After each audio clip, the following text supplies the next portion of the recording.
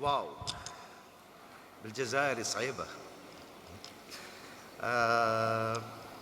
المصادفة الجميلة أنه اللي قدم الجائزة المثلي الأعلى سدرة بالإنتاج، والمصادفة أنه هذا فيلمي الثالث في وهران وأنا أول مرة،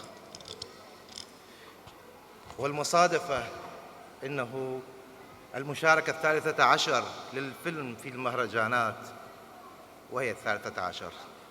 شكراً لكم، شكراً لإدارة المهرجان، شكراً للفائزين ولو لم يفوزوا، شكراً للجميع، كنا فزنا، وشكراً للأسد.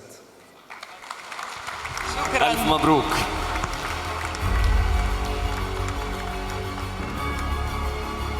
أعضاء لجنة تحكيم الفيلم الطويل